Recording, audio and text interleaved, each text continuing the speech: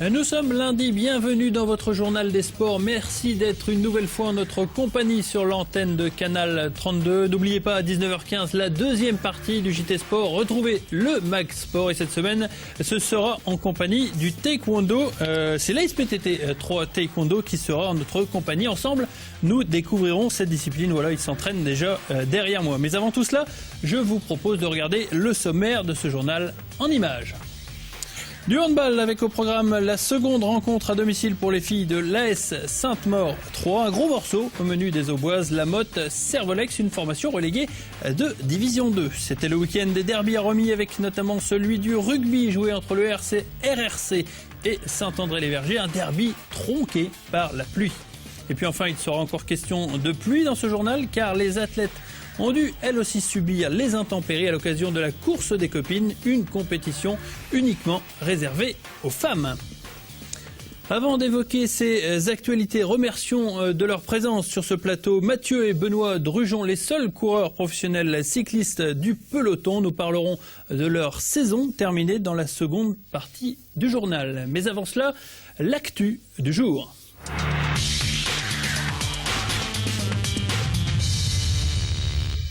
Et en l'absence de football, c'était le handball qui tenait le haut de l'affiche ce week-end avec pour Sainte-Maure 3 un premier choc à domicile. Les joueuses de Diane Marage affrontaient en effet l'équipe de la Motte Servolex, une équipe reléguée de Division 2. Résumé du match. Sainte-Maure 3 se complique singulièrement la tâche en étant menée 5-1 au bout de 6 minutes de jeu. Tom Ouléanou remet les choses en place avec 3 buts d'affilée et les Auboises recollent au score 5-4 3 minutes plus tard. Mais cela reste insuffisant pour rester au contact des Savoyardes visiblement aguerries à ce niveau de la compétition. Laura Secaldi, la meilleure joueuse de la Motte, compile les buts et les gardiennes du club morasso-troyen sont sans solution. En première mi-temps, on n'a pas eu gardienne. Enfin, c'est pas méchant, mais je veux dire, il n'y a pas eu assez d'arrêt pour pouvoir permettre de rester au contact. Et puis derrière, forcément, ça court beaucoup plus vite que nous. À la mi-temps, le débours est de 5 buts déjà, 11-16. Le moment choisi par Diane Marage pour installer une défense stricte sur la meilleure joueuse adverse, Secaldi. C'est la joueuse qui marque des buts, qui shoot vite, qui shoot fort, qui décale, qui joue avec le pivot. Enfin voilà quoi, c'est leur joueuse qui est bien meilleure. Après, je le savais parce que j'avais eu des informations. Et cela marche puisque les partenaires de Giurgiu reviennent à un but à la 35e minute, 16-17. Mais cet avantage est vite perdu car les joueuses adverses maîtrisent leur handball fait de systèmes de jeu particulièrement léchés. Même si l'équipe de Diane Marage ne remporte pas au final le match, les filles ont le sentiment d'avoir construit un groupe à l'issue de cette rencontre. On a tous fait un effort collectif, on a fait un match collectif, on a fait les choses tout ensemble, il y avait une bonne cohésion, il y avait des bonnes choses. Et d'ailleurs ça se voit à nos têtes, on est toutes là, on est encore tout ensemble à la fin du match alors qu'on a perdu, mais il y a quelque chose. On sent qu'il y a quelque chose qui est en train de se créer et qu'on est en train de forger petit à petit notre histoire. L'apprentissage au plus haut niveau se poursuit pour l'équipe de Sainte-Maure 3 qui enregistre donc sa deuxième défaite à l'occasion de cette troisième journée. Une défaite 29-26 donc face à la Motte Servolex. Autre résultat avec donc les résultats préparés par Cécile Rich. La victoire de Nîmes notamment face à Bron 26-23. Arenheim de son côté a vaincu Bourg 35-29. Au classement Arenheim en tête avec donc la Motte Servolex 9 points. Sainte-Maure 3 pointe en 9e position avec 5 points. Autre rencontre de handball qui avait son importance, celle du derby de National 3 entre Romilly et l'Étac. Un match qui avait son importance car aucune des deux formations n'avait encore gagné en championnat cette saison après 3 rencontres. Et ça a rapidement basculé en faveur de l'Étac après quelques minutes puisque les Troyens prennent un avantage qui sera définitif et ce, malgré l'expulsion de leur gardien Forja en deuxième période. Victoire 27-18 pour les hommes d'Agnès Marion. Quant au Romillon, il semble peu à peu s'enfoncer dans le marasme avec donc 4 défaites d'affilée. Les autres résultats pour voir que notamment les adversaires de Romilly et l'Étac n'ont pas eu plus de chance, notamment Sedan qui lui aussi s'enfonce dans le marasme avec une défaite face à Semur en Auxois. De son côté, le leader Chalon-sur-Saône a battu Morsan-Fleury logiquement 33-18 au classement. Chalon-sur-Saône largement en tête donc de cette poule de National 3. L'Étac a donc grimpé de quelques places avec cette victoire face à Romilly. Romilly qui se morfond en tant que lanterne rouge.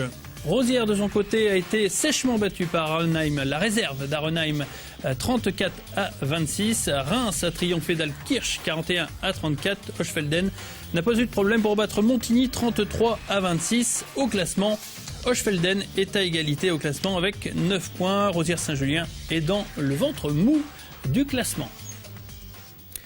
Autre derby qui avait son importance, celui de rugby, avec la rencontre opposant les deux frères ennemis, Romilly et Saint-André. Lors de la première journée, les deux équipes auboises avaient chacun gagné leur rencontre respective. Romilly, pour ce derby, avait toutefois un avantage en plus, celui du terrain. En revanche, en ce qui concerne les conditions climatiques particulièrement difficiles, on n'a pas pu développer beaucoup de jeux du côté de l'une ou l'autre équipe. Résultat, tout s'est joué avec les coups de pied. Victoire 9-6 pour Saint-André. Donc, belle victoire de Saint-André qui prend sa revanche par rapport à la saison dernière. Des images de Martial Roche, un derby plutôt mouillé. Les résultats de rugby pour voir que les autres équipes de cette poule de première série, notamment Étampes, ont gagné face à Provins 17-3. Au classement, Étampes est en tête à égalité avec Saint-André. Ce sont les deux seules équipes à n'avoir encore pas perdu cette saison. Saint-André qui aurait pu faire le coup double ce week-end avec son équipe de basket, mais malheureusement, les Dria se sont vus un peu trop beaux face à l'ambitieuse équipe de Douai. Les nordistes se sont révélés très costauds face à la formation d'Harry Danint. Douai s'impose dans les toutes dernières minutes, 67-64, dépit pour l'équipe d'Olivier Perrin. Première défaite de la saison pour le BCSA. On fait le point avec les autres résultats, notamment les concurrents directs, Récy Saint-Martin ou bien Cormontreuil. Et dans le duel marnais, c'est Récy qui l'a emporté. Victoire 57-55. Sceaux, le leader de son côté, est allé gagner à l'extérieur face à l'Union 80-78. C'est Sceaux qui est toujours en tête avec un point d'avance sur la triplette Récy-Saint-André et donc Douai.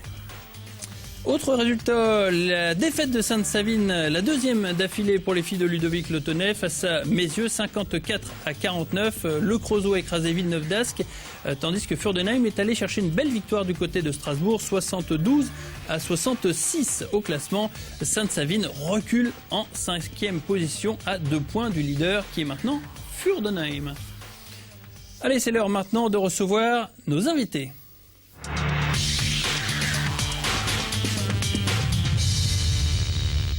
Nos invités au pluriel, puisque ce sont les frères Drugeon. Bonsoir, messieurs. Bonsoir. Alors, comme on a pu le voir en début de saison, en tout début de saison, on a évoqué un reportage qui notamment parlait de la première fois où vous courez ensemble, notamment dans le peloton professionnel. Comment s'est passé cette année où vous êtes côtoyés enfin dans les pelotons sous le même maillot ? Pour ma part, je pense je trouve qu'on a assez vite pris nos marques tous les deux. C'était souvent lui qui me protégeait avant les sprints et. C'est son rôle. Ouais, c'était son rôle. Le grand frère. Ouais, voilà. Et je trouve que ça s'est plutôt bien passé. On a tout de suite eu un bon feeling en course, on se parlait bien et donc ça a plutôt bien fonctionné, je trouve. Première année pro, première victoire au Tour de Normandie. Ouais, voilà, assez tôt dans la saison en plus, ça fait vraiment du bien et. Après, j'ai eu une très belle place aussi sur des belles courses comme le Tour de Picardie. Ou Paris 3. Ou Paris 3 aussi, en plus, dans le coin. Donc, une belle course aussi, une belle épreuve assez dure même. Je me suis un peu impressionné sur cette course-là. Je pensais pas tenir aussi longtemps. Et puis, sur la fin de saison, par contre, un petit peu plus dans le dur. Pour le dernier mois, le dernier mois de saison, un peu plus dur physiquement pour moi. Mais sinon, assez satisfait quand même de ma saison. Mathieu, une saison 2012 difficile, rendue difficile par les nombreuses blessures. Est-ce qu'il y a quand même une satisfaction à tirer de cette saison, peut-être d'avoir couru avec Benoît ? Oui, comme il disait au début, on s'est rapidement bien compris sur le vélo. Moi, maintenant, je savais que c'était vraiment la victoire qui était importante. Pour moi, les places, j'en ai eu à l'appel. Ça n'a pas forcément changé quelque chose. Ouais. Donc, quand je sentais que j'étais pas... je sentais si la victoire était possible pour moi et en général quand je sentais que ça allait pas suffisamment bien pour gagner mais je pouvais peut-être faire une place dans les 10 mais je m'en foutais et dans ces cas-là j'aidais Benoît, je le protégeais et on se comprenait bien comme il disait, il expliquait, il me parlait toujours, je le replaçais bien comme il faut et Donc des fois ça a payé avec des belles places autour de Picardie, mais forcément après c'est des jours comme ça, je finis centième parce que je me relève après mon effort, donc ça se traduit pas par des résultats. Et sur le coup c'est très apprécié par nos supérieurs et c'est vite oublié après. Et les jours où j'avais l'occasion de m'exprimer moi ont été aussi assez rares, puisque avec tous les petits ennuis de santé, maladies, blessures, chutes, douleurs au dos, handicap à l'épaule, enfin bref j'en passe.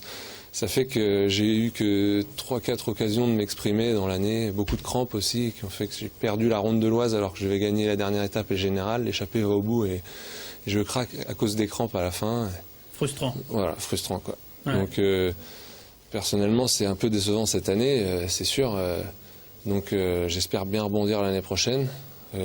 Parce qu'en effet, il n'y a pas de cadeau dans ce milieu. Si j'avais pas eu 2 ans de contrat, j'aurais peut-être pas été gardé dans l'équipe et c'était peut-être fini le vélo pour moi. Donc, va falloir faire les bons choix l'année prochaine pour pouvoir être. Ça veut dire quoi les bons choix? Ça veut dire gagner des courses Gagner des courses, ouais. Et puis, on se rend compte que le collectif n'est pas toujours récompensé. C'est pas évident, mais. Jouer sa carte personnelle. Il va falloir jouer finement sa carte personnelle des fois, mais ne pas non plus être trop perso puisque ça peut se retourner. Donc trouver le juste milieu, parce que malheureusement c'est pas toujours l'idéal, mais se faire voir, quoi. C'est ce qu'attendent les supérieurs et nous l'ont fait comprendre environ des coureurs qui étaient très collectifs. Donc, d'accord. Voilà. Donc il va falloir la jouer fine. Benoît, d'accord avec cette analyse? Oui, c'est sûr que on peut pas. Je peux pas aller contre ça. C'est sûr que il y a toujours de temps en temps des opportunités à saisir quand même. Comme il dit, à la Ronde de l'Oise, il était dans l'échappée. S'il n'a pas d'écran, il peut gagner sûrement l'étape et le général d'un coup. Et des opportunités comme ça dans le vélo qu'il faut saisir à tout prix. Des fois, c'est vrai qu'il y a des fois, quand on passe tout près, on est vraiment très déçu. Ouais. Et donc, il faut réussir à concrétiser quand on le peut. Donc messieurs, on vous donne rendez-vous la saison prochaine pour une nouvelle saison cycliste sous les couleurs d'Aubert 93, sauf surprise? Non, c'est sûr. Maintenant, on avait 2 ans de contrat, donc voilà, notre contrat n'a pas été racheté par une autre équipe. Non, d'accord. Pas d'opportunité non. Vous n'avez pas courir dans une équipe qatarienne, non? Comment? Vous n'allez pas courir dans une équipe qatarienne, c'est la mode en ce moment, non? Non, pas du tout. Chez Aubert, les frères Drujon chez Aubert 93 la saison prochaine. 11 coureurs l'année prochaine. Une course de VTT ce week-end, je sais pas, mais non, je pense pas. La date de reprise, vous avez déjà une idée? Oui, le 27 janvier à la Marseillaise. Et pour Benoît? Enfin, c'est l'équipe. C'est l'équipe. Pas encore c'est pas personnellement. C'est vraiment celle-là ou celle d'après, 3 jours près. Mais après, il y a l'étoile de Bessèges tout de suite après, chaque fois. D'accord. Et on l'espère vous revoir très rapidement sur la route donc nationale avec pourquoi pas un premier bouquet pour Mathieu et puis la suite pour Benoît et puis peut-être inversement. Merci beaucoup en tout cas messieurs pour cette fin de saison évoquée sur Canal 32. Avant de parler taekwondo, il s'échauffe toujours derrière nous la SPTT 3 taekwondo. Pour terminer ce journal, je vous propose de parler de la seule épreuve réservée aux filles dans le calendrier de course à pied. Une compétition disputée à Saint-Julien-les-Villas sous l'égide de Marc Moreau qui a donc imaginé le concept. Au total, ce sont 150 femmes qui se sont donné rendez-vous sur le bitume dimanche matin sous un déluge. Reportage. Quand on utilise l'expression tomber des hallebardes, on a toujours tendance à exagérer. En revanche, pour symboliser l'averse de dimanche matin, ce n'était pas un vain mot. Pourtant, cela n'a pas découragé une seule des 150 concurrentes venues s'éclater entre copines, sous la pluie, certes, mais dans une course entièrement réservée aux filles. C'est une course sympa, c'est la seule de l'année où on se retrouve entre filles. Donc c'est une ambiance particulière. C'est sympa, on s'encourage, c'est autre chose, ça change. Et pour honorer cette course, logique d'avoir la meilleure féminine du département au départ, Florence Vandeval s'était fait un devoir de disputer cette compétition. J'avais comme objectif le record quand même, qui datait d'il y a 2 ans, parce que j'avais pas participé l'an dernier. Donc c'est chose faite, puisque je le bats de plus d'1 minute 30 je crois. Je suis pas le temps officiel, mais ça doit être quelque chose comme ça. Donc non, c'était une bonne séance de préparation en vue du semi-marathon de la semaine prochaine. Donc j'ai bien géré ma course et en me faisant un peu mal sur la fin, donc voilà, c'était bien. Comme à son habitude, la Troyenne a survolé une épreuve rendue plus difficile par la pluie, mais les copines étaient vite consolées lors de l'arrivée au parc Grimont, car un bouquet de roses distribué par le maire Sancéen les attendait. On se retrouve vraiment entre copines parce que j'ai plein de copines de course, donc de tout niveau, ça fait plaisir aussi, avec ceux qui courent pour le plaisir et puis ceux qui courent un peu plus pour la gagne, mais ça fait un bel ensemble et je dirais que voilà, ça fait toujours plaisir de se retrouver entre amis de la course à pied. Mouillée, mais heureuse d'avoir partagé cette course très simplement entre copines. Voilà, Reynald Varas nous a rejoint pour la seconde partie de l'émission, le Mag Sport dans quelques instants. En attendant, je vous propose de regarder l'agenda donc du week-end sportif qui s'annonce avec notamment de grosses dates. Sainte-Savine Basket, notamment en National 2, qui affronte Charleville. C'est à 20h au gymnase Volbar samedi soir. Il y a aussi donc pour suivre dimanche du rugby avec Saint-André qui poursuit sa saison face à Puteaux. Le rendez-vous est fixé à 15h au complexe Bianchi. Il y a aussi du handball le même jour avec à 16h à la salle Omnisport l'Étac qui reçoit Saint-Maur, c'est de la Nationale 3 bien sûr. Et puis enfin, pour terminer ce week-end en apothéose, l'Estac qui reçoit l'Olympique de Marseille à 21h au Stade de l'Aube, c'est dimanche soir et ça promet beaucoup déjà. Voilà, ce journal des sports est terminé, je vous remercie de l'avoir suivi. Je vous donne rendez-vous dans quelques instants pour le Mag Sport en compagnie de l'ASPTT 3 Taekwondo. A tout de suite.